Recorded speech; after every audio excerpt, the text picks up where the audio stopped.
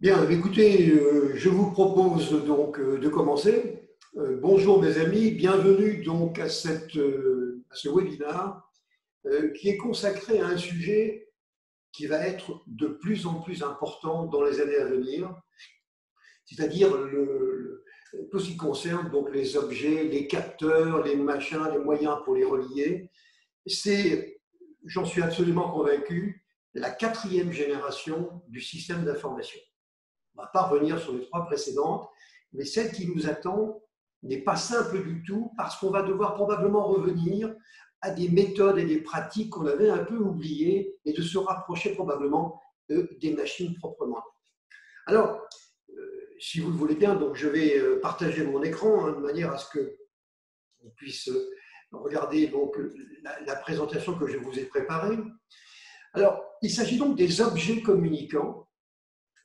Donc les sensors, les capteurs, qui regroupent un certain nombre de problématiques, et parmi lesquelles il y en a une qui pose souci aujourd'hui, qui est celle donc des réseaux sans fil qu'il faut choisir. C'est un peu la bouteille à l'encre. On ne s'y retrouve pas très bien entre LTE, M1, M2, entre LoRa, Sigfox, NB, IoT, on ne sait plus très bien où on en est. En fait, les choses sont plus simples. Et on le verra tout à l'heure, en fait, il y a deux familles de réseaux destinés aux capteurs. C'est d'abord des réseaux cellulaires, ou plutôt d'origine cellulaire, et puis vous avez des réseaux qui ne sont pas cellulaires, qui sont basés sur d'autres architectures, et c'est donc le cas donc, de LoRa et de Sigfox. Bien. Alors, la présentation que je vous fais, va donc traiter donc, les thèmes suivants.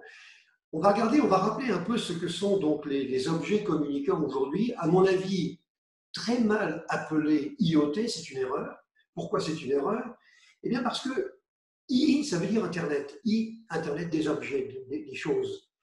En fait, le I, ça veut dire Internet, mais on n'a aucune obligation à passer par Internet pour construire donc, des architectures d'objets communicants. On peut très bien utiliser des réseaux sans fil qui n'ont rien à voir avec Internet et ensuite passer sur des réseaux Ethernet qui vont aller sur un serveur dans l'entreprise. Donc il n'y a pas d'obligation, on va dire, technique à passer par Internet. On va rappeler ce que sont les capteurs. C'est quoi un capteur? Ça recouvre énormément de choses. Alors je ne dis pas qu'on peut être spécialiste de tout, mais il faut quand même avoir une petite idée des sujets dont on parle. Ensuite, on évoquera assez rapidement donc un thème dont on a déjà parlé, mais sur lequel on reviendra encore par la suite, qui est celui des architectures de mise en œuvre, et je parlerai entre autres de l'architecture dite de Edge Computing. Je vais, comme d'habitude, être assez pragmatique et donc dire que finalement, on dit que les choses sont bien avancées. Moi, je pense que ce n'est pas vrai et qu'il y a énormément de problèmes à résoudre encore. C'est pour ça que je vous ai concocté donc un modèle à 8 niveaux, pour la référence OSI 7 niveaux. Moi, j'ai fait un modèle à 8 niveaux qui montre qu'il y a énormément de problèmes qui n'ont pas encore été résolus. Alors, quelles sont les familles de réseaux donc, de raccordement? On va parler des LP1, qui est donc un terme générique pour Low Power, donc faible puissance, qui sont des réseaux étendus, donc sans fil, mais finalement un réseau issu du cellulaire ou non cellulaire peut tout à fait, les deux peuvent avoir l'appellation donc de LP1. Et puis on va se focaliser sur ce qui est un petit peu la comparaison du moment, c'est-à-dire entre la technologie LoRa, qui est une technologie d'une alliance qui regroupe un certain nombre de partenaires, face à une autre solution, qui est une solution européenne, qui s'appelle donc Sigfox, et qui, je pense, c'est mon point de vue, on n'est pas obligé de le partager, se trompe sur une manière d'aborder le sujet. C'est le problème donc des réseaux dits ouverts par rapport à des réseaux donc, fermés. Alors, c'est quoi d'abord les capteurs? Les capteurs, donc, et sensors, donc en anglais. Alors, un capteur, c'est un équipement très variable dans sa présentation qui permet d'évaluer ce qu'on va appeler un mesurande. Un mesurande, c'est une valeur. C'est une température, c'est une pression, c'est un choc, de manière à pouvoir ensuite l'exploiter. Vous voyez? Alors, l'Internet des choses, ou idéo Internet des objets, c'est une architecture donc, qui met en relation des capteurs, des objets, par réseau de transport et qui rapporte à une application centrale qui pourrait être locale, externe, voire dans le cloud. Alors, je vous l'ai dit, hein, l'ambiguïté vient de ce que le I de IoT sous-entend que l'on utilise Internet. À mon avis, c'est donc réducteur. La notion d'objet me semble beaucoup plus générale, elle est plus générique, elle est plus intéressante. Les objets couvrent tous les domaines d'activité, je vous montrerai quelques exemples un peu plus loin, dans l'industrie, dans le grand public, les véhicules autonomes, etc. Alors c'est une nouvelle dimension, hein, j'en suis certain maintenant, donnée au TI, hein, après les mobiles, troisième génération et la transformation digitale, parce que là, on récupère des informations qui viennent directement donc des données qui sont mesurées soit en temps réel, soit en différé, soit, disons, en pseudo-différé. Et donc, qui n'ont plus besoin d'être saisis. Alors, on dit qu'il y aurait peut-être dans les années 2025 quelque chose comme 5 milliards de capteurs sur la planète. Alors, personne ne les a comptés, à vrai dire, hein. Mais ce qui est sûr, c'est qu'il y en aura beaucoup. Et que ça constituera notre vie professionnelle et personnelle, voire même dans le domaine de la santé. C'est quelque chose qui est capital. Et je crois qu'aujourd'hui, il faut faire extrêmement attention à aborder ces problématiques donc avec les plus grandes chances de succès. Et je vous donnerai quelques idées, en tout cas celles que je préconise. Bien. Ce qu'on appelle les MEMS. Les MEMS, ce sont des microsystèmes électromécaniques, ce sont aussi des objets, hein. Ce sont des capteurs qui sont associés à des micromécanismes qui peuvent être de véritables moteurs. C'est-à-dire que là-dedans, on va trouver des engrenages, des pièces mécaniques qui tournent, vous voyez, qui bougent. On parlera de MEMS. Et on trouve de plus en plus donc, des MEMS qui sont des micromoteurs, des minuscules, dans des véhicules, voire sur nous-mêmes. Et donc, c'est quelque chose dont il faudrait connaître la définition. Alors, ce que je pense, c'est que finalement, toutes ces technologies, dont d'IoT et le capteur, ce n'est au fond que la convergence de ce que l'on pourra appeler indifféremment le CAD, le CAD ou le CODA, hein, qui est une définition qui est donnée par le Gartner, hein. C'est-à-dire qu'à travers des outils de géolocalisation, de détection de présence et toute information donc, de proximité, on fait converger tout ce qui existe autour de nous. C'est tout à fait incroyable disons, architecture qui nous attend. Alors, qu'est-ce qu'on va trouver dans un capteur? On va trouver d'abord, il y en a c'est très variable, hein. Vous avez des tout petits capteurs qui ne font qu'une petite chose. Vous avez des capteurs qui font des choses beaucoup plus complexes. Les pétroliers, par exemple, utilisent ce qu'on appelle des hydrophones ou des géophones qui mesurent l'impact des ressources, des ondes sismiques qui reviennent du sol quand on fait l'exploration pétrolière, mais ce sont des vrais ordinateurs, hein. D'ailleurs, c'est relativement gros, alors qu'il y a des capteurs qui sont minuscules. Alors, en gros, vous trouverez ces éléments-là. D'abord, vous trouvez un moyen de stockage qui permet d'enregistrer une valeur ou une série de valeurs, hein, et qui vont se succéder dans le temps à une fréquence qui va dépendre du capteur. Vous avez également, éventuellement, mais pas toujours, un moyen d'affichage. Si on veut afficher et visualiser donc les valeurs en question, mais ce n'est pas forcément nécessaire. On aura également un moyen d'exposition, c'est-à-dire là où les valeurs qui sont mesurées doivent être exposées, véhiculées, envoyées vers autre chose, et autre chose étant donc un serveur. Et donc ce moyen d'exposition reviendra la plupart du temps à formater le ou les valeurs de manière à ce qu'elles puissent être récupérées par un moyen quelconque dans leur format natif qui éventuellement aura été déjà pré-traité.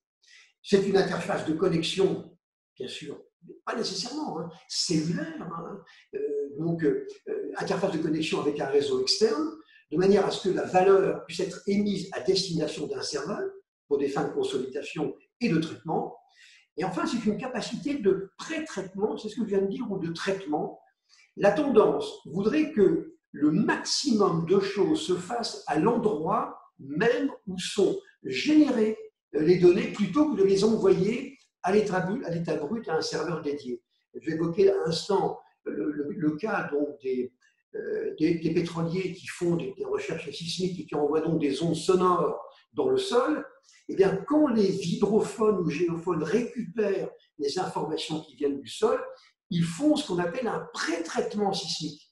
C'est-à-dire une espèce de préparation des données de façon à ce que les données ensuite qui seront envoyées donc à un gros serveur qui, lui, va faire le traitement sismique, qui va aboutir à une présentation des cartes du sous-sol, eh bien, n'est qu'à se consacrer à des tâches vraiment nobles. Hein, et une grande partie, enfin noble, grande partie donc des traitements étant faits à la source par le capteur. Donc vous voyez, il y en a toute une série de ces capteurs. Alors, qu'est-ce qu'ils mesurent? Alors, on mesure des tas de choses avec les capteurs. On peut mesurer une capacité électrique, hein. Ça peut être une charge électrique, ça peut être aussi une variation d'inductance, ça peut être un champ magnétique qui est créé par le passage d'un courant électrique, voire une simple résistance. Alors, les capteurs exploitent d'autres phénomènes physiques. Alors, par exemple, il y a l'effet Hall, dans lequel le capteur mesure une tension électrique qui est due au passage d'un courant électrique dans un champ magnétique. Mais aussi, il va mesurer l'induction magnétique. L'effet Faraday, qui décrit le lien entre la polarisation de la lumière et un champ magnétique. L'effet photoélectrique, dans lequel le capteur va mesurer en fait l'émission d'électrons d'un matériau qui est soumis à une lumière, sans oublier les phénomènes de dilatation, de déformation mécanique, de piézoélectricité, des phénomènes qui sont basés sur la propriété de certains matériaux, par exemple, de se polariser. Ça, c'est la piézoélectricité, donc électriquement, sous l'action d'une force mécanique, voire l'effet Doppler, ou l'effet Doppler-Fizeau pour les physiciens qui s'occupent d'optique. Un capteur, donc, il se caractérise par un certain nombre de paramètres. L'étendue des mesures, c'est-à-dire les valeurs minimales et maximum qu'il va donc évaluer. La sensibilité du capteur, c'est-à-dire la plus petite variation donc du mesurant que le capteur sera capable de détecter. La précision, pas la peine de commenter. La reproductibilité, donc il est lié au fait que plusieurs mesures d'un même mesurant doivent donner les mêmes résultats en sortie. Et puis on parlera également de linéarité, qui va s'attacher à ce que donc l'évolution du mesurant doit donner une évolution linéaire, une droite pour les valeurs de sortie. Il ne doit pas y avoir de distorsion ou d'effet de bord. Alors, les spécialistes des capteurs sont également très familiers avec des concepts qui sont des concepts connus pour nous au TI, c'est-à-dire des temps de réponse, de bande passante, des fois un peu moins connus, tels que l'hystérésis, qui est la caractéristique d'un matériau magnétique de rester dans un état donné après que la cause de cet effet a été supprimée. Je vous assure, mes amis, le monde des capteurs, c'est un métier. On ne peut pas dire je m'occupe de mes switches de télécom et en même temps je vais m'occuper des capteurs. C'est pas vrai. C'est un métier à part entière qui doit être traité par des spécialistes, mais des spécialistes qui vont faire partie du TI. Ce n'est pas quelque chose que l'on va sous-traiter. Et je parlerai dans un instant donc de l'erreur qu'il ne faut pas connaître comparativement à ce qu'on a fait, par exemple, avec la téléphonie. Eh bien, il ne faut pas faire la même erreur. Ça, il ne faut surtout pas. Et donc, il faut que les gens qui vont s'occuper des capteurs fassent partie donc, de l'équipe. Alors, quels sont donc les domaines qui sont impactés? Les domaines qui sont impactés, on les voit ici, c'est extraordinaire. Il y en a énormément. Dans le domaine de la distribution, par exemple, c'est les paiements automatiques en caisse. Qu'est-ce que vous croyez que fait Amazon en ce moment? Ils sont en train de supprimer donc les caissières et remplacent donc les magasins par des endroits, par des sites qui sont truffés de capteurs. C'est-à-dire qu'en fait, les capteurs vous permettent à un système derrière d'analyser si vous êtes en train de prendre un produit, si vous le reposez, si vous hésitez. Ils sont en train de regarder tout ça. C'est aussi de l'aide au magasinage, comme on dit chez nos amis québécois, de la surveillance des enfants. C'est dans le domaine de l'agriculture, la surveillance donc des cultures, l'arrosage automatique, etc. Dans les usines, dans l'imotique, c'est incroyable. Gestion d'entrepôt, fournisseurs, gestion donc, de supply chain, donc la gestion de la logistique, le traitement de la sécurité dans les usines grâce à des capteurs, l'optimisation de la consommation d'énergie, c'est fondamental. Dans les bâtiments publics, c'est l'aide au déplacement. Plutôt que d'avoir des cartes partout, il suffira d'avoir un capteur sur nous, et puis on est géolocalisé, on a le droit, on n'a pas le droit d'être là. C'est pas plus compliqué. Il y en a qui n'aiment pas trop, mais bon, c'est comme ça. Les services qu'on peut apporter aux clients, des informations contextuelles, vous voyez, toutes sortes de choses. Les militaires, eux, sont intéressés par le fait de pouvoir localiser leurs effectifs. Ça peut être intéressant. C'est aussi intéressant pour le transport et la logistique, voire pour la surveillance médicale. Les hôpitaux, puisqu'on est dans la médecine, c'est la surveillance des malades. Regardez ce qu'on fait aujourd'hui. On vient de vivre on est encore en train de vivre un épisode pas très agréable avec une grippe un peu désagréable qu'on appelle le Covid-19. On est en train de mettre en place un peu partout des applications qui sont des applications donc, de smartphone pour détecter si on passe à côté d'une personne qui a eu le Covid. Et c'est typiquement le genre d'applications qui vont faire le lien entre les capteurs, pas encore aujourd'hui, mais ça viendra, les capteurs et puis une application sur le smartphone. Ça sera comme ça. Et donc, le suivi géographique, par exemple, les personnes qui sont malheureusement touchées de la maladie d'Alzheimer, voilà, c'est une très bonne solution. Bien. Les autoroutes, le péage automatique, les voitures sans chauffeur, on aura l'occasion d'en parler dans un webinaire qui lui sera consacré. On n'est pas très convaincu chez nous de la réalité, disons à court terme de ce concept. Le contrôle des personnes, la surveillance d'usage donc des équipements mobiles, vous voyez, l'aide par exemple en situation commerciale, bon, les réseaux électriques, le relevé des compteurs avec les compteurs intelligents, l'alerte sur consommation, la résidence donc en domotique, alors, tout sera géré par des capteurs, c'est une certitude. Et puis, bien sûr, des voitures qui ne sont plus des voitures, mais qui sont des usines à capteurs avec dedans donc des tas de choses, surveillance donc des paramètres du moteur, diagnostic à distance, etc. C'est tout à fait hallucinant, vous savez ce qui nous attend. Et quand on voit les projets qu'ont dans leur carton certains professionnels aujourd'hui, c'est quand même plus que étonnant, c'est à la limite déstabilisant. Mais comme toujours, c'est ce genre de choses qui est inéluctable, dans la mesure où on respectera peut-être, peut-être pas, des contraintes qui sont des contraintes, par exemple avec le GPRS de données personnelles, c'est quelque chose qui est inéluctable. Et je suis convaincu, et je le vois bien chez nos clients ou nos interlocuteurs, on le voit bien que dans beaucoup d'entreprises aujourd'hui, il y a des vrais projets là-dessus. Mais encore une fois, il faut aborder le sujet donc avec beaucoup de pragmatisme et en rappelant donc les choses les plus importantes. Alors, je vous l'ai dit tout à l'heure, je ne suis pas convaincu qu'on est si avancé que ça dans ce monde-là. Moi, je crois qu'au contraire, on est loin du compte hein, et qu'on se fait encore beaucoup d'illusions. Alors, j'ai regroupé ces illusions dans un tableau que j'avais montré lors d'un précédent webinaire, qui est un modèle à 8 niveaux. Vous montrez ce qu'il faut traiter lorsqu'on met en place une architecture donc, de type capteur. Bien. Alors d'abord, vous voyez le niveau du bas, hein, c'est le captage et l'exposition physique des données. C'est là où on est au niveau du choix des capteurs. Hein. Alors, on verra qu'il y a plusieurs familles de solutions avec ces capteurs qui vont pouvoir émettre sur des réseaux de type RFID, RFID, des réseaux donc LoRa, Sigfox, etc. Le problème des capteurs est un problème très délicat. Les utilisateurs vont devoir aujourd'hui choisir des solutions pour mesurer les fameux mesurantes, hein, pour les mesurer, et qui soient compatibles avec les solutions de transport dans les réseaux cellulaires et compatibles avec les applications qui vont les traiter. Ce n'est pas simple du tout. À un niveau un petit peu plus élevé, au niveau 2, quelle est l'interface que vont exploiter donc, ces capteurs pour communiquer avec le réseau de transport?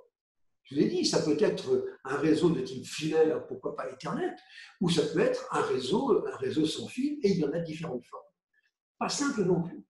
Troisièmement, une fois qu'on a dépassé le cadre, l'architecture donc des capteurs, comment allons-nous faire pour passer sur le réseau de transport final? Alors là, ça sera souvent de la 4G ou de la 5G, et très souvent également donc de l'Ethernet. Donc, ça veut dire passerelle, et donc des gateways. La sécurité, quatrième niveau, pose de gros soucis aujourd'hui. Je suis désolé de le dire, mais globalement, la sécurité des objets, donc des capteurs, n'est pas assurée.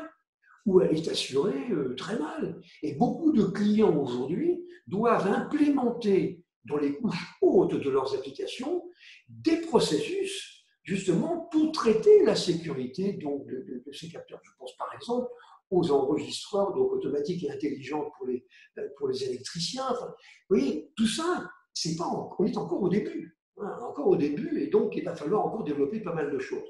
Au niveau 5, on tombe dans l'agrégation, la consolidation et le stockage des données. Comment on va faire?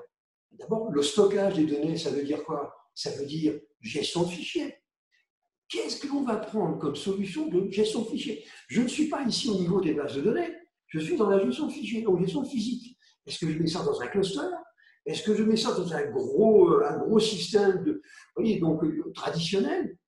La question est posée. Et si on a des gros volumes de données, ce qu'ils ont très souvent le cas avec des capteurs, eh bien, on va être très ennuyé parce qu'on va devoir passer sur des technologies qu'on ne maîtrise pas nécessairement. Je pense entre autres à HDFS de la famille donc Hadoop, hein, donc des clusters. C'est pas simple tout ça. Et donc, on va devoir, comme je vous disais tout à l'heure, probablement revenir à des considérations qu'on avait un peu oubliées depuis quelques années. Au niveau 6, il faut s'assurer de la qualité des données. Les capteurs, à un moment donné, peuvent parfaitement émettre des informations qui sont complètement aberrantes. Donc, plutôt que d'attendre des systèmes experts, systèmes d'intelligence artificielle derrière qui vont s'en apercevoir, autant essayer de les filtrer au départ. Si on a une tension à mesurer entre 1 et 3 volts, si on a 48 volts, il y a quelque chose qui ne va pas. Et donc ça, c'est le niveau 6, filtrage donc, et qualité des données. Au niveau 7, cette fois-ci, on tombe dans les applications. Application, ça veut dire quoi? Ça veut dire API, hein, interface donc, de programmation. C'est donc dans les protocoles de supervision et de commande. On est véritablement dans les applications aujourd'hui. Et ça veut dire quoi? Là, choix d'une base de données.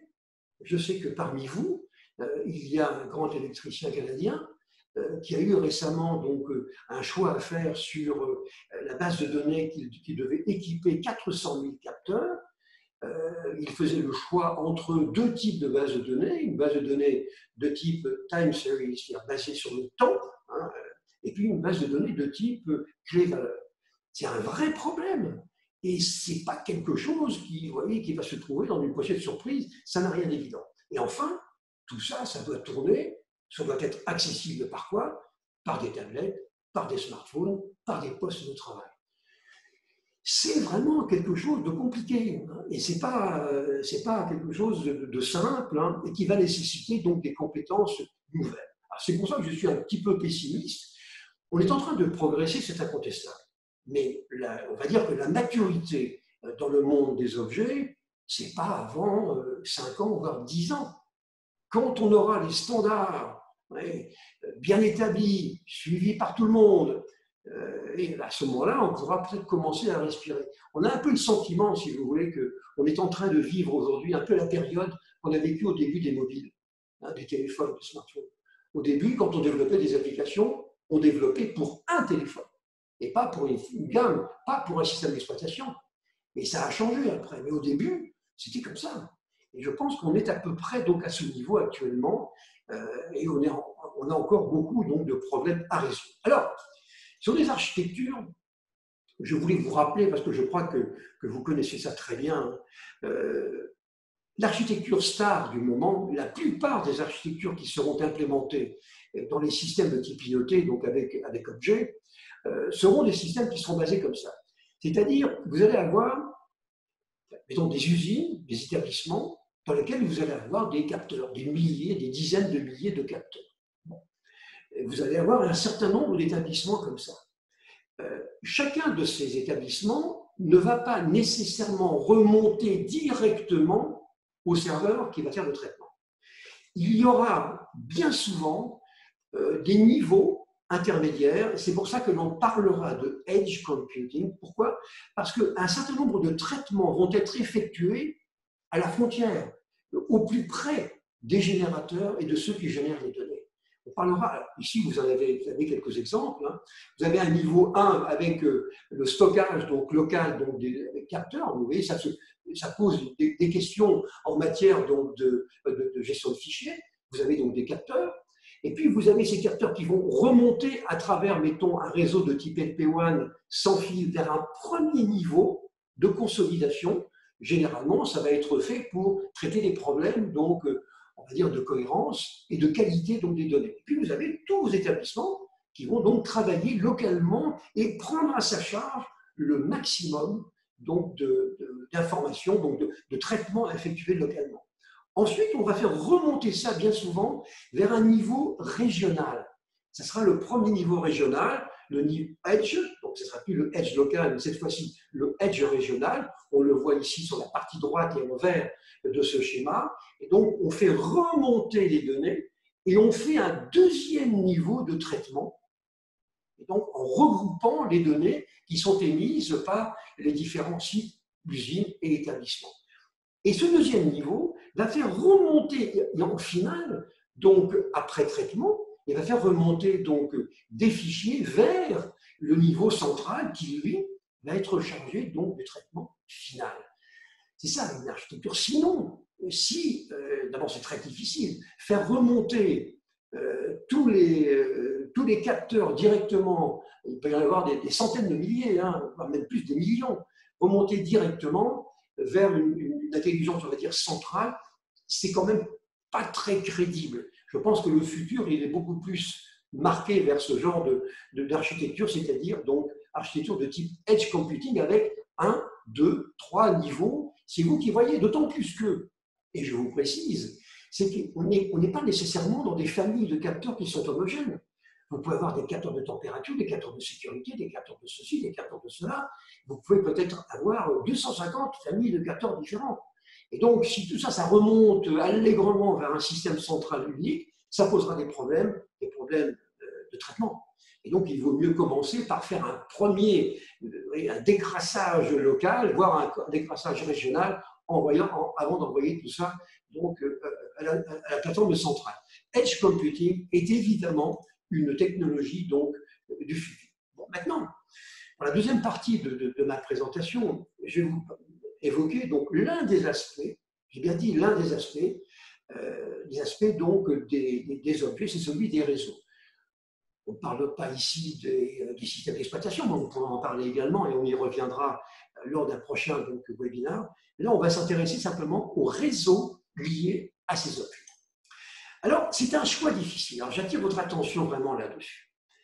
D'abord parce qu'il y a des mots dont il faut bien comprendre donc, la définition de manière à ne pas se perdre dans le dédale des offres des fournisseurs. Alors, ce qu'on appelle donc LP1, donc Low Power One, c'est un terme générique qui englobe différentes technologies, cellulaires ou pas, et qui se partagent un certain nombre d'impératifs. Un réseau LP1 peut être un réseau cellulaire ou une déclinaison d'un réseau cellulaire, ou bien ça peut être un réseau non cellulaire de type LoRa ou SIGFOX. Mais les deux familles ont en commun un certain nombre d'impératifs. Bien. Ce qui est très important pour vous et pour nous, c'est que les réseaux d'IoT doivent être intégrés lorsqu'ils sont perçus avec les capteurs dans la stratégie globale de l'entreprise. Vous voyez, il faut donc la mettre dans l'architecture du TI. Ce n'est pas quelque chose de séparé, même si ça nécessite donc des compétences qui ne sont pas les mêmes. Et il faut donc que cette stratégie donc, de capteurs et d'objets soit comprise. Ce n'est pas des boîtes noires que l'on va mettre dans un coin pour faire quelque chose. Non, c'est beaucoup plus complexe que ça, parce que ça a des conséquences sur le fonctionnement de l'ensemble du TI. Je connais actuellement des projets sur les IoT qui ont commencé déjà il y a 4 ans et qui ne seront pas terminés avant 2 ou 3 ans. Ce sont des projets qui touchent les télécommunications. Bon, il faut donc que ça soit bien intégré dans un projet, donc dans la compréhension, on va dire, du TI. Je pense qu'il faut faire une double comparaison, qui sera à faire par la suite, j'espère qu'on va bien comprendre ça, entre les technologies cellulaires qui contribuent donc aux technologies LT1 et non cellulaires, et à l'intérieur de ces familles, pouvoir faire les comparaisons. Je trouve qu'on compare beaucoup trop souvent Sigfox et LoRa. Alors maintenant, les NB-IoT, bon, mais je veux dire, c'est une chose, c'est simplement un aspect de ces réseaux. Il y a maintenant les déclinaisons des réseaux cellulaires, donc il faut faire des comparaisons à l'intérieur de ces familles et entre les deux familles. Bien. Les installations, les installateurs, les intégrateurs se font parfois sur des technologies aujourd'hui qui ne sont pas standards. Et le risque que nous avons d'aller trop vite dans ces domaines-là, c'est de transformer les architectures réseau en vitrine technologique de solutions sur lesquelles il va nous falloir revenir après, et ça sera un véritable désastre. Aujourd'hui, on n'est pas mûr. Des grandes entreprises, je sais que chez vous, il y en a plusieurs représentants chez vous qui sont des grandes entreprises, vous pouvez vous le permettre. Mais une entreprise un peu plus petite ne peut pas investir sur des technologies qui ne sont pas matures. Ce n'est pas possible. Sinon, on va aller droit dans le mur. Et donc, je pense qu'il vaut mieux attendre que les standards se décantent. Et puis, une fois que ces standards seront arrivés, eh bien, s'y tenir. Dans le domaine du cellulaire, les déclinaisons donc, de la 4G, LTE et de la 5G, c'est vrai qu'on voit quand même quelque chose qui commence à ressembler à quelque chose. C'est entre autres grâce à l'action du 3GPP, qui est un groupe d'influence dans le domaine des réseaux américains, et qui fait que les réseaux, les standards sont très proches aujourd'hui. Mais LoRa et surtout Sigfox, ce sont des technologies propriétaires qui fonctionnent avec des licences. Et donc, si on s'embarque là-dedans, il faut bien savoir que on n'est pas nécessairement dans le standard de demain. Donc simplement, je ne dis pas que ce n'est pas bien, Sigfox. Sigfox dit simplement qu'il faut se méfier des risques que nous prenons. Alors il y a donc, je vous l'ai dit, deux choix possibles qui existent. Le cellulaire, alors c'est donc les familles LTE. Alors vous allez voir, il y a LTE-M, LTE-M1, LTE-M2.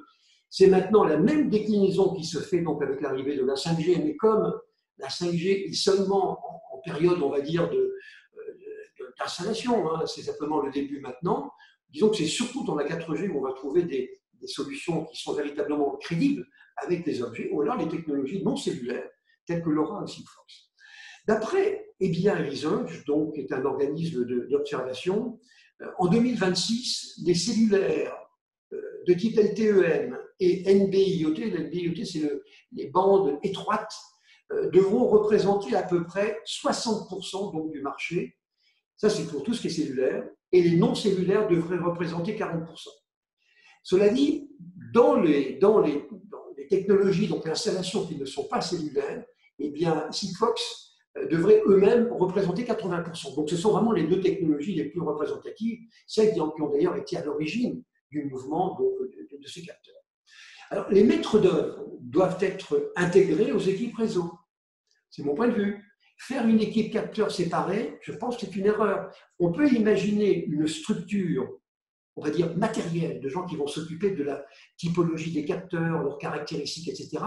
Mais par contre, pour tout ce qui est réseau, sans fil ou pas, cellulaire ou non, applicable donc aux objets et capteurs, je pense qu'il vaut mieux intégrer ça donc, à l'équipe réseau de l'entreprise. Il ne faut pas faire, et c'est ce que je vous disais tout à l'heure, il ne faut pas faire l'erreur qu'on a commise il y a quelque temps, à savoir l'erreur de séparer la téléphonie du reste. Il ne fallait pas faire ça.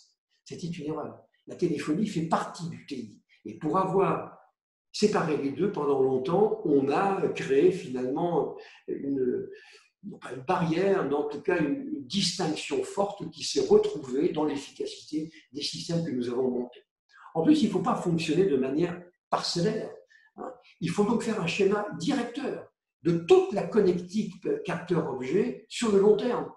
Il faut que vous fassiez des catégories de capteurs que vous pourriez utiliser ou susceptibles de l'être. Et quelles sont les perspectives applicatives? Il faut s'interroger avant et ne pas attendre les informations qui viennent des fabricants pour savoir ce que l'on va en faire. On va dire, voilà ce que je voudrais faire. Est-ce qu'il y a des solutions qui existent pour y arriver? Dans ce domaine-là, je crois qu'il ne faut pas fonctionner avec un POC, avec les preuves de concept. Parce que, généralement, la technologie qu'on va utiliser ne sera pas, on va dire, exhaustive. Il y aura toujours des aspects qui seront encore aléatoires, non validés, et donc sur lesquels il faudra revenir. Donc, faire un POC sur quelque chose sur lequel il faudra revenir ne me paraît pas une bonne solution. En tout cas, ce qui est certain, c'est que c'est ce que je voulais vous montrer avec l'illustration qui est ici à droite, c'est que on est parti vers un grand marathon. Un marathon très important qui va durer très longtemps, parce que c'est ça notre informatique de demain. Déjà un peu aujourd'hui, mais de demain. Elle sera constituée en grande partie par les informations qui seront véhiculées par les capteurs, qui transiteront par les réseaux. Il faut impérativement s'y intéresser. C'est vraiment fondamental. C'est donc un grand marathon donc, qui nous attend. Et le mieux, c'est donc, et encore donc, de s'y prendre de bonne heure. Alors, les réseaux d'objets sans fil. Alors, quand on parle de LP1, ou quand on parle de ce type de réseau, d'infrastructures, généralement, donc on parle d'objets sans fil. Il y a un peu moins, on va dire, de solutions qui sont des solutions câblées, encore que je vous en donnerai quelques exemples un peu plus loin. Il y a 4 architectures pour ces réseaux sans fil. D'abord, vous avez des réseaux qui peuvent être utilisés pour interconnecter des capteurs. Vous avez des réseaux à courte portée, sans intermédiaire entre l'émetteur et le récepteur. Et l'échange peut se faire, par exemple, en NFC, donc technologie NFC bien connue, utilisée, par exemple, pour payer sur des stations de paiement, ou RFID, voire même par contact physique, pourquoi pas. Là, on a un premier type de réseau, pas trop utilisé, il faut bien le dire.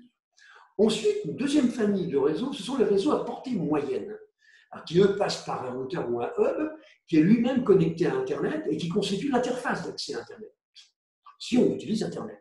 Et c'est là qu'on va trouver ici des technologies telles que Wi-Fi ou Wi-Fi, du Bluetooth, maintenant la version 5 de Bluetooth, des technologies telles que Zigbee, Z-Wave, etc. Donc des technologies, on va dire, de portée moyenne en termes de géographie. Ensuite, on a les implémentations cellulaires, troisième catégorie, déclinées pour les capteurs. Ce sont des connexions à longue portée qui ne peuvent pas se satisfaire des précédentes solutions et qui doivent s'appuyer sur des réseaux plus performants, 4G, LTE et 5G, mais avec l'inconvénient, ces réseaux, parce qu'ils ont été conçus pour des débits élevés, ils sont très consommateurs en matière d'énergie. Et donc, il va falloir les adapter. Et c'est ça que va falloir faire LTE, LTE-M, maintenant LTE-M1, LTE-M2 et LTE, donc NB-IoT. Et puis la quatrième, c'est là où on se trouve, et à mon avis, il y a un petit raccourci qui n'est pas très bon entre la technologie LP1, parce qu'en fait, LP1 regroupe l'ensemble de ces réseaux. On parlera de réseaux à longue portée, donc qui sont très faiblement consommateurs, avec des batteries parfois, dans le cas de Sigfox, qui peuvent durer 15 ans sans être rechargées. Il faut dire qu'elles ne communiquent pas beaucoup, il faut dire la vérité. Mais c'est comme ça, faiblement consommateurs, sur des fréquences qui ont une caractéristique, en général, c'est assez souvent en dessous du gigahertz. Et c'est donc ce que font les LP1, tels que Sigfox et LoRa. LoRa, dont on dira que c'est une technologie d'origine française, qui a été rachetée ensuite par Semtech, qui est une compagnie donc, américaine, ou LTE-M, donc, qui elle est maintenant basée sur les technologies à bande étroite, ce qu'on appelle donc le Narrowband, donc bande étroite, donc IoT. Donc vous voyez, 4 familles. Mais le LP1, je vous le répète, regroupe l'ensemble des solutions sans fil qui répondent à un certain nombre de critères. Et ces critères, on va donc les voir. Bien. Avant ça, il faut quand même que je fasse un petit tour vers ce qu'on appelle les ISM. Parce que jusqu'à maintenant, on a souvent utilisé des bandes de fréquences qui sont en dessous du 5 GHz, on va dire en dessous des ondes millimétriques, en dessous du 5 GHz, et qui étaient donc des bandes qui étaient contraintes. C'est-à-dire qu'il fallait avoir une autorisation pour pouvoir utiliser ces bandes-là. Alors, ce qu'on appelle les bandes ISM, pour industrie scientifique et médicale, ce sont des bandes de fréquences qui sont réservées par les organismes internationaux pour des usages spécifiques, industriels, scientifiques ou médicaux. Alors, ces bandes sont très convoitées et souvent elles sont libres d'accès. D'abord, elles sont définies, ces bandes, par les organismes internationaux que sont l'ITU, qui est une agence de l'ONU, mais ça peut être aussi la FCC, donc aux États-Unis, et au Canada, c'est la Direction générale du génie, de la planification et des normes industrie au Canada. Donc, ce sont des organismes officiels qui disent, voilà, quelles sont les bandes de fréquences en dessous du 5 GHz qui sont réservées à des usages industriels, scientifiques et médicaux, mais que l'on va pouvoir utiliser, et ce qui a été utilisé dans le monde donc, des capteurs. L'avantage, c'est qu'on est en dessous donc, des fréquences très élevées, et vous savez aussi bien que moi que plus vous êtes bas dans les fréquences, plus c'est intéressant. Et entre autres, plus vous pouvez rentrer plus facilement, on va dire, dans des immeubles, par exemple, de grande hauteur. Alors, la domotique, mais aussi l'humotique pour les usines, exploite largement aujourd'hui les fréquences ISM. Mais comme c'est avec une portée qui ne dépasse pas un cadre géographique extrêmement limité. Et ça sera de plus en plus le cas avec les infrastructures qui sont implémentées dans les smart cities, dans les villes intelligentes. Ça sera de plus en plus comme ça. Alors globalement, et c'est ce que montre ce schéma, les bandes ISM vont de 6,78 MHz, oui, très bas, hein, à 245 GHz.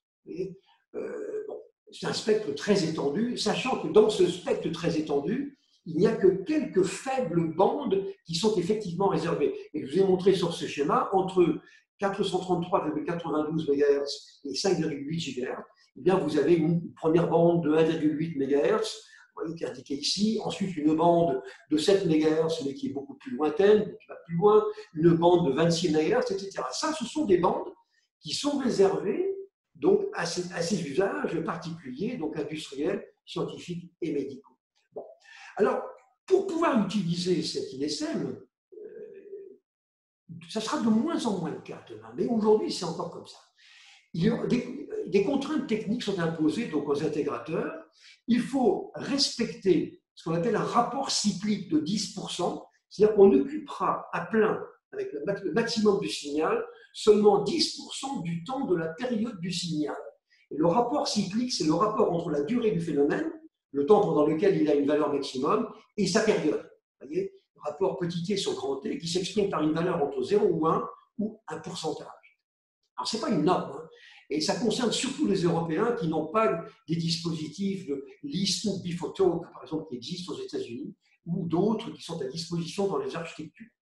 Bon, etc. Si une entreprise veut installer donc un réseau basse consommation sur un périmètre très étendu, qui va utiliser ces fréquences, donc ISM, et dépasse les frontières, les règles applicables au point central du réseau sont les mêmes que celles appliquées aux points terminaux, ce qui peut compliquer les choses, parce que ça peut être contradictoire.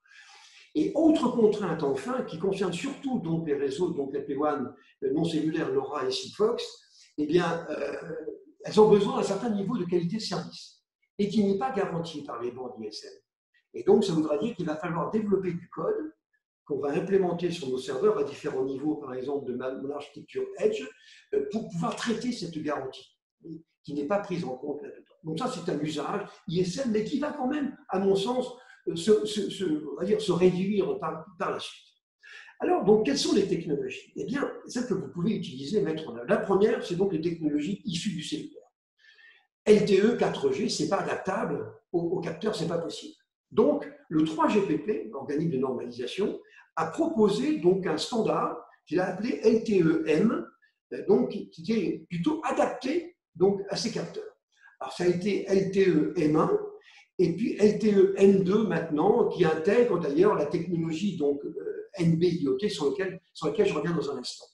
LTE-M1, bon, on est dans le monde cellulaire ici. Hein. C'est une adaptation aux contraintes des capteurs, en termes par exemple de consommation, avec deux innovations qui concernent donc surtout les batteries, la technologie EDRX et la technologie PSM. Donc ce sont des spécificités de cette déclinaison de réseau cellulaire pour les capteurs qui permettent donc de se rendre compatibles avec les véritables besoins donc, des capteurs.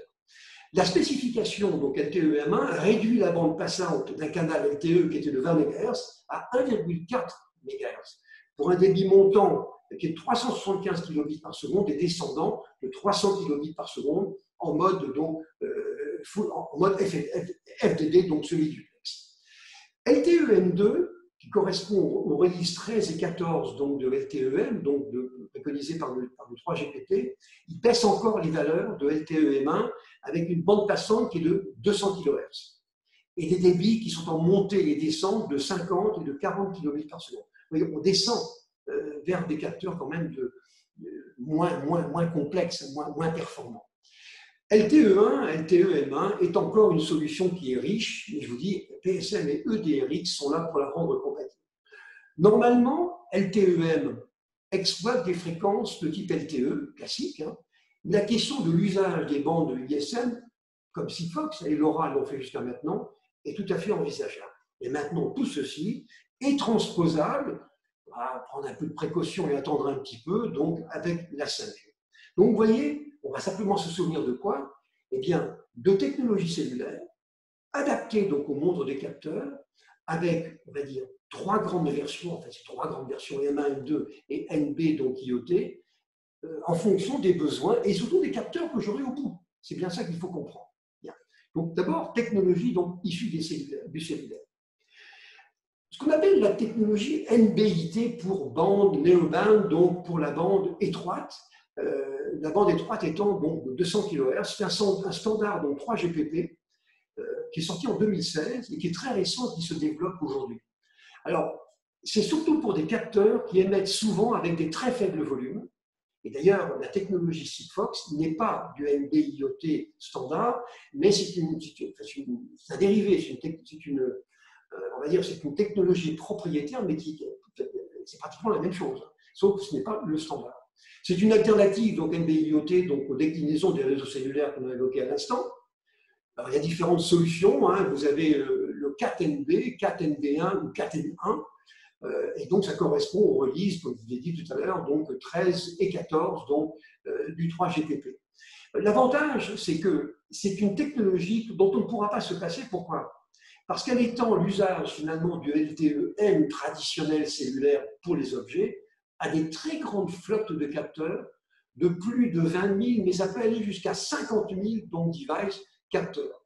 Et donc, c'est quand même énorme, ce qu'on ne pouvait pas faire auparavant. Si vous voulez, jusqu'à maintenant, les réseaux issus donc, des cellulaires, c'était bien pour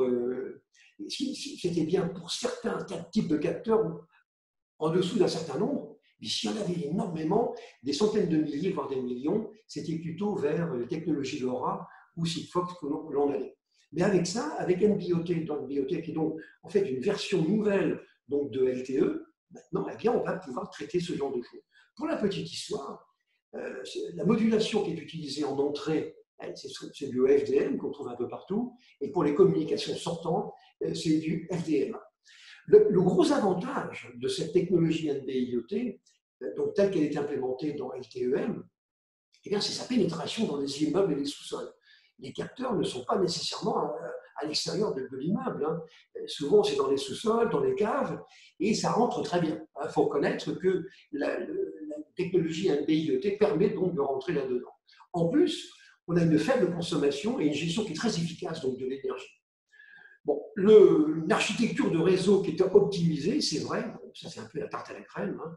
Et si on compare la déclinaison actuelle, donc NB-IoT de LTE-M, avec les anciennes versions, on dira que la nouvelle version est moins performante.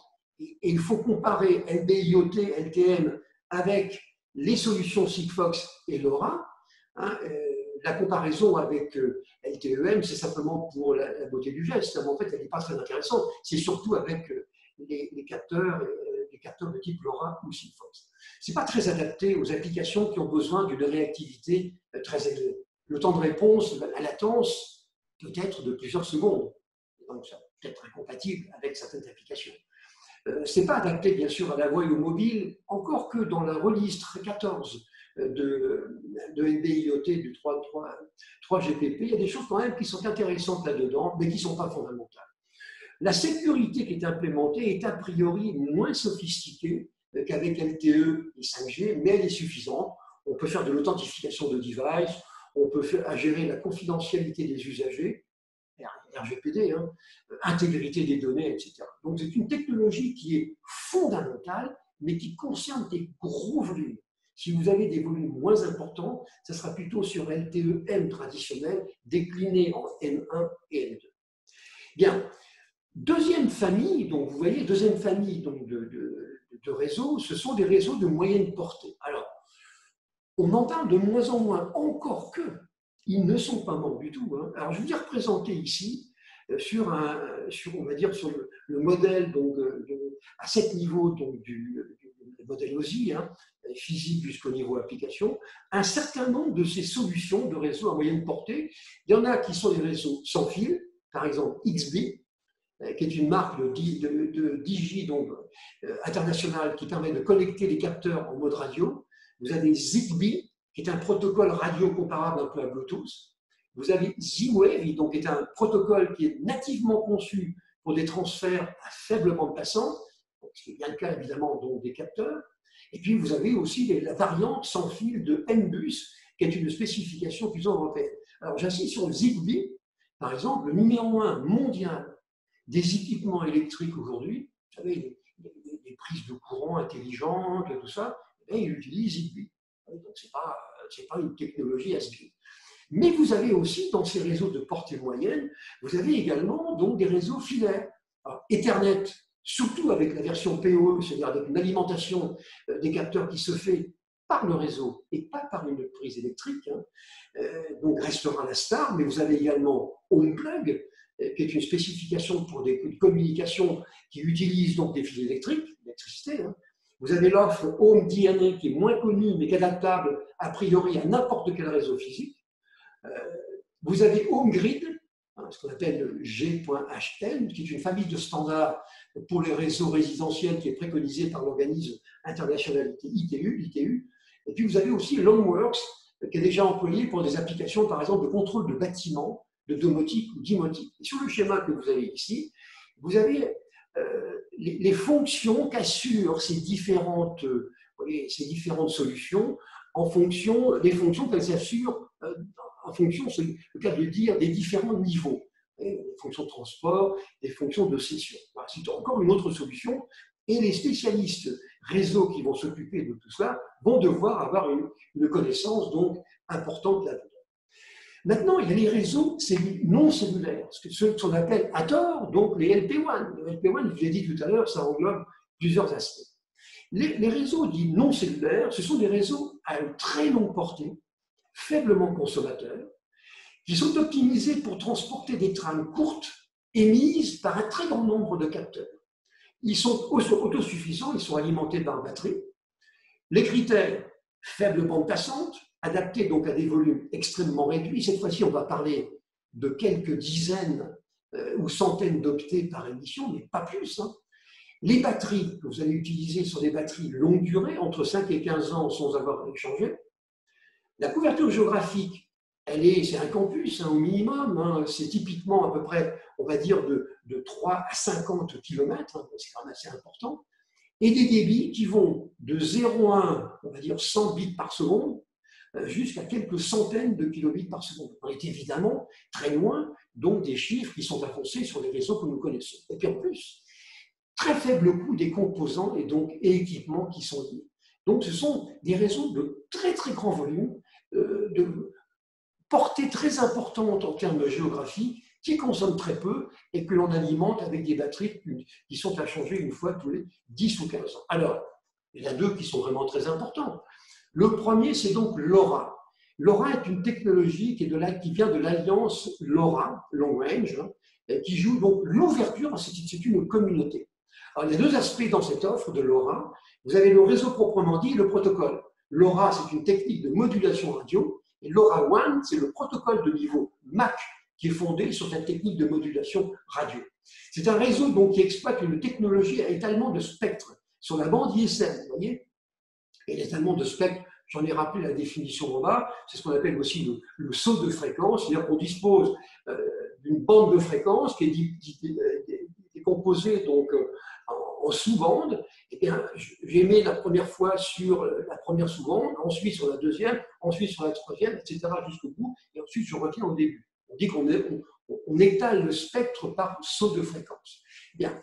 LoRa insiste beaucoup sur l'une des conséquences de cette technologie, dans laquelle chaque récepteur, le concentrateur ou la passerelle transmet directement l'information reçue vers un serveur. C'est qu'en fait, on voit l'architecture ici, on voit les capteurs qui vont se connecter donc à un premier niveau edge, qui est celui d'une gateway, mais il peut y en avoir un deuxième, et chacun des capteurs est connecté à l'ensemble de ces intermédiaires. Et ces intermédiaires sont connectés aux applications portées par un gestionnaire, par un serveur, et c'est LoRa donc, qui va assurer donc, la gestion du réseau.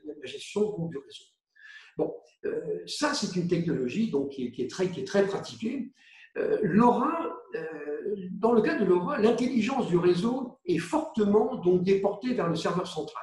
C'est lui qui va se charger donc, de la gestion de la redondance des données, du contrôle d'intégrité, de l'accusé de réception, de l'adaptation du débit, de la puissance d'émission aux besoins instantanés. On l'a dit, la portée typique d'un réseau LoRa, c'est le 15 à 20 km dans les zones rurales, et donc dans les zones urbaines, c'est entre 3 et 8 km à peu près. En termes de débit, LoRa revendique un volume qui est adaptable on va dire de 300 de 0,3, donc de 300 bits par seconde, à 50 kilobits par seconde, avec une communication donc, qui est bidirectionnelle, et qui, d'après LoRa, est moins contraignante que celle de Sigfox. Il y a 3 types d'équipements qui sont gérés par LoRa, par LoRaWAN. Une classe 1, ce sont des capteurs qui consomment minimum d'énergie. La communication bidirectionnelle se fait par allocation de 2 créneaux dans les 200 très courts et qui s'arrêtent donc après chaque émission. La classe B, en plus de A, les équipements peuvent planifier l'ouverture de créneaux supplémentaires d'écoute à intervalles réguliers. Et puis la classe C, ce sont des équipements qui sont constamment à l'écoute des données qui viennent des capteurs et des canaux de réception, ne se ferment que lorsque l'équipement est en phase d'émission. Alors ce mode n'est pas adapté à des dispositifs autonomes fondés sur des piles ou des batteries. Ça ne peut pas fonctionner en permanence. Là, on est vraiment dans un monde où il faut faire de l'économie, bien entendu. Alors, ensuite, vous avez Sigfox. Sigfox, donc, c'est dans cet écosystème, Sigfox, c'est toujours pareil, la même chose, destiné donc, à transférer donc, des données de temps en temps, sporadiques, très courtes, des températures, des taux de gaz carbonique, des comptages de présence, etc. Et donc, Sigfox est une société française qui a été créée donc, en 2009, qui est un opérateur télécom qui est implanté près de Toulouse et qui est représenté aujourd'hui dans le monde entier, mais qui est quand même, qui a une représentation, on va dire, quand même très européenne actuellement, et en particulier, par exemple, en Russie, très, très connue là-bas. Alors, destiné Sigfox à des émetteurs et des capteurs qui ne transmettent pas plus de 140 messages par jour, chacun d'eux est formaté sur 12 bytes en montée et sur 8 bytes en descente. Le coût d'un objet équipé, d'un capteur équipé Sigfox est estimé à $12 par an. Alors, il utilise une bande de fréquence très étroite en dessous du gigahertz, donc, qui appartient à ce fameux spectre donc, ISM sur des distances qui peuvent aller jusqu'à 50 km avec une vitesse qui ne peut pas dépasser les 100 bits par seconde. Vraiment, c'est très long. C'est une déclinaison qui est brevetée de cette technologie ultra narrowband qu'on évoquait tout à l'heure. Donc, technologie brevetée, mais c'est un système propriétaire. Vous voyez, donc, le but de ce système, c'est d'optimiser finalement le couple vitesse de transmission qui peut être faible et le risque d'interférence avec les réseaux sans fil avoisinants. Alors, Sigfox est donc un réseau propriétaire dont la technologie est licenciée aux intégrateurs. C'est pour ça que je disais tout à l'heure au départ que LoRa joue un peu sur du velours dans la mesure où LoRa dit « je suis ouvert à la communauté ». Alors Sigfox dit « moi, on passe par mes fourches codines et les licences que je donne, que je vends ». Pas tout à fait pareil. Et, UNB, la technologie UNB telle qu'elle est implémentée dans Sigfox, exploite une bande passante qui est de 12,5 kHz, pas plus de 25 kHz en tout, avec un espacement de canal qui est de 10 kHz. La puissance d'émission est très faible et on peut utiliser des batteries de 2,5 ampères-heure, qui sont extrêmement faibles et donc susceptibles cette fois-ci de rester en vie pendant 25 ans si vous n'avez que 3 messages par jour. Alors, vous me direz, ce n'est pas toujours le cas, mais si c'est le cas, ça marchera très bien. Eh bien, Sigfox revendique aujourd'hui plus de 10 millions donc, de connexions, donc c'est très important. Ce n'est pas un petit joueur, comme on dit donc au Québec. Je vous ai fait une comparaison ici pour terminer mon propos, puisque nous arrivons à la fin de cette présentation. Vous voyez, donc, je vous ai dit ce qu'il en est en matière donc, de licence et puis d'ouverture de Sigfox. Bon, vous avez ici un petit peu quelques arguments. Et vous avez une comparaison qui est faite entre Sigfox, LoRa, LTE-M1 et LTE-M2. Donc LTE-M2 ici, qui est la version donc, ultra, donc, bande extrêmement réduite, donc bande très étroite. Vous avez les bandes de fréquences utilisées, la taille du canal, le périmètre en termes de distance, la puissance du capteur en émission, la taille des paquets. Ça va. Sigfox, c'est 12 bytes. Avec LTE-M1, ça va de 100 à 1000 bytes, c'est différent. Les débits de montée, les débits de descente, le nombre de capteurs par point d'accès, la topologie, et puis l'organisation donc, du suivi. Moi, je n'ai pas d'a priori là-dessus, mais je pense que ce tableau pourrait vous être utile, sachant qu'il y a également un autre partenaire, c'est Bluetooth 5. Bluetooth 5, donc, qui maintenant est opérationnel, et qui pourrait éventuellement servir à interconnecter donc, des capteurs, puisque sa portée a été doublée, elle est maintenant de 200 mètres, vous ne pas trop y aller à 200 mètres. Disons qu'une centaine de mètres, ça serait pas mal. Hein. Un débit théorique de 4 mégabits par seconde, ce qui est donc très bien. Et puis une très bonne interopérabilité et réduction des interférences avec les autres technologies, et en particulier avec le Wi-Fi. Donc je pense que c'est un partenaire dont il faut tenir compte.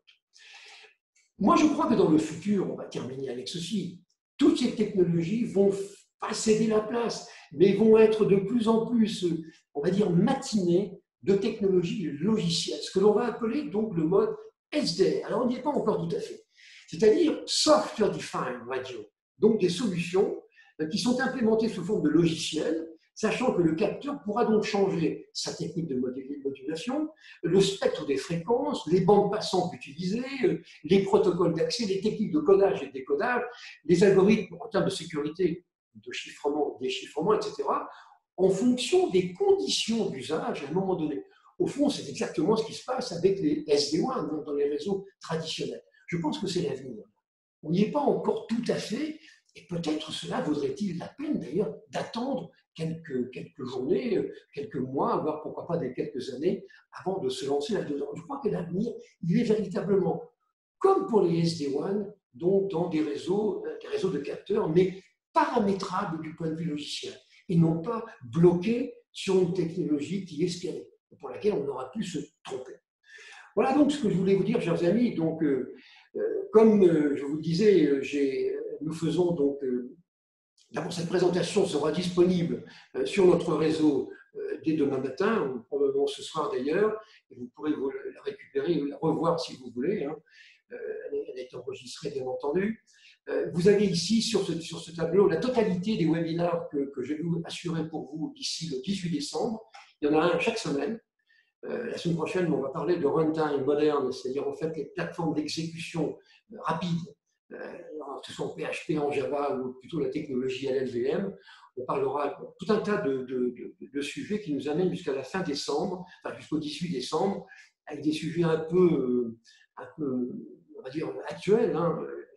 Par exemple, les nouvelles méthodes de travail en post-Covid. Si ça vous intéresse, vous pouvez déjà vous abonner, vous inscrire, si vous voulez, dans les 6 premiers qui viennent. Là. Les autres vont être mis en place donc, ces jours-ci. Mais tout ça, c'est donc notre agenda d'ici la fin de l'année. J'espère en tout cas que ça vous a intéressé. Hein. Alors je vais arrêter donc, mon partage d'écran et revenir donc, en grand donc, avec vous. J'espère que ça vous a intéressé. Nous sommes, bien sûr, et je suis à votre disposition, si vous voulez qu'on évoque directement sur notre site où vous m'appelez, hein, sur mon courriel, si vous voulez évoquer des sujets un peu précis, si vous voulez aller plus loin dans un certain nombre de ces domaines, on est prêt donc à vous aider. On a l'expérience maintenant, d'ailleurs pas toujours évidente, hein, je vous assure, pas très simple, d'en essuyer quelques plâtres, hein, mais je pense que ce serait bien que vous puissiez en profiter. Donc, chers amis, j'espère que ça vous a intéressé et j'espère vous retrouver nombreux comme aujourd'hui, donc lors de notre prochain webinaire. Merci pour votre attention.